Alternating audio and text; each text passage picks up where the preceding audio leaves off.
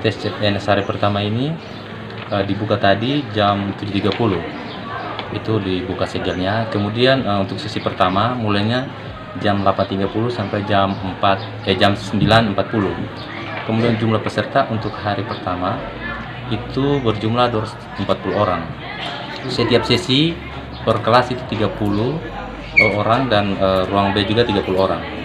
Untuk hari ini itu pesertanya tenaga medis, diantaranya dokter, apoteker, perawat nurse.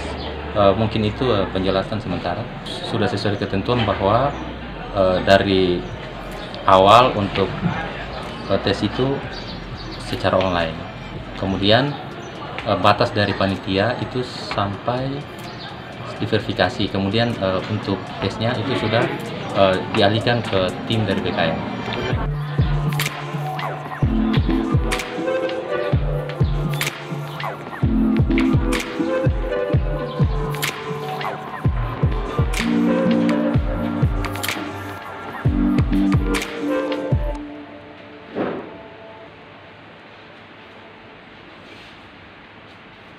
Terima kasih sudah nonton.